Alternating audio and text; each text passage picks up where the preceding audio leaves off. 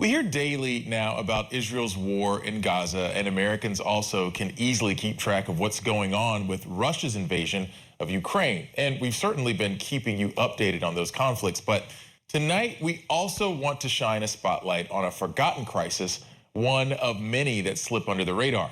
Tonight, we're talking about Sudan. The African country has been torn apart by years of instability and now is in the midst of a brutal civil war between rival militaries. Much of the suffering happening in the western region of Darfur, which has a painful history of ethnic cleansing.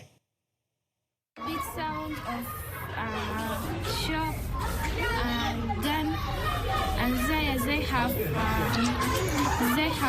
more people. They say she and my grandmother, they are killing them. That's just one child now living in a camp for displaced people, talking about the terrors she and her family endured. UNICEF says as many as 700,000 children in Sudan face starvation. International correspondent Naba Mujahideen is in Sudan for us with more about a conflict that seems to have no end in sight. It's been 10 months since war broke out in Sudan between the army and the paramilitary group, the Rapid Support Forces.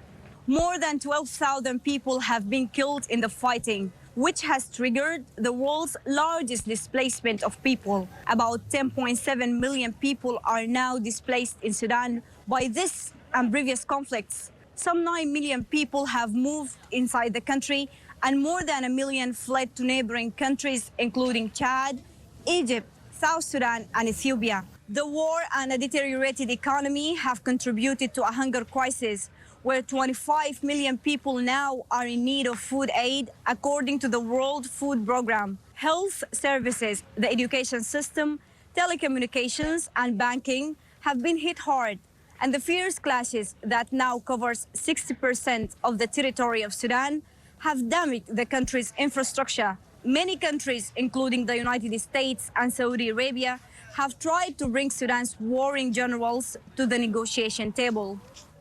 All of the mediation initiatives to stop the war have failed so far. The conflict has spread to new regions, and fears are growing of foreign intervention from the United States, Iran, Russia, Ukraine, and some Arab countries, especially in the Red Sea region. There are concerns that Sudan could slide into a prolonged conflict and undefined future. Naba Mujahideen, Scripps News, Sudan. Here with us to discuss the crisis in Sudan is Michelle Nunn. She's the president and CEO of CARE USA, a major international humanitarian agency. Michelle, good to have you. CARE has been working in Sudan since 1979. What's the biggest need there right now? Well, the biggest need is for the conflict to end. And so we need to advocate for the world, for the UN Security Council, for all of the players to ensure that we can have a ceasefire. And then we need to ensure that we can get food and water and health care to those who need it. Your correspondent so well articulated, we have 25 million people that are in need of humanitarian assistance. And we have, for instance, 700,000 children that are on the brink of starvation and potentially death. So we have to have peace, and then we have to have the provision of aid to get to those who need it so badly right now. Yeah, one of the things that stood out here, world's largest displacement of people, but this issue doesn't seem to get a lot of attention in the daily, weekly news cycle. A UNICEF spokesperson visited a community devastated by fighting recently. Here's just a little bit of what he had to say. Buildings have been burnt out, they've been ransacked. This is people's homes.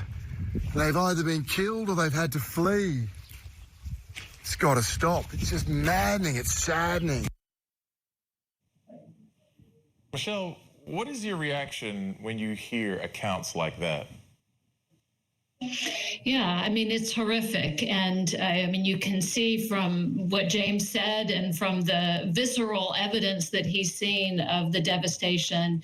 We've heard about the statistics of the death. This is the largest displacement crisis that the world faces right now, and yet it's getting so little attention. And when I think about the individual stories, because each one of those numbers that we talk about, the 25 million people, is an individual story, family and a community.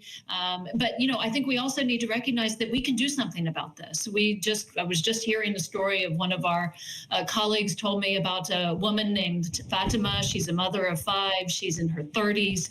She did not have enough food to be able to nourish her own body, enough to be able to breastfeed her baby, but she had to brave all sorts of conflict and literally put her life on the line in order to get assistance.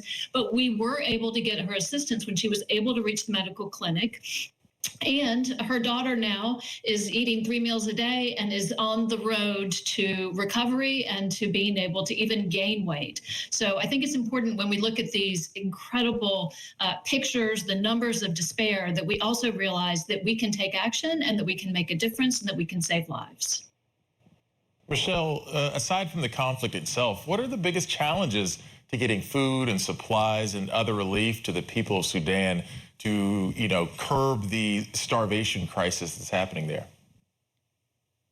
Well, the biggest challenge is the conflict itself. And after that, it's also resources. You know, we've talked about the fact that this has not received the kind of attention that crisis at this magnitude should be receiving. And so, for instance, last year, only 40% of the resources that were needed reached the people of Sudan. And right now, in the first part of this year, literally a fraction, 1 to 3 to 4% of the total resources are arriving. So we need resources, we need peace, and we need a mobilization campaign to ensure that the people of Sudan have the capacity to, again, have the food, have the water, have basic health care, and then are ultimately able to return to their homes and to have their lives restored.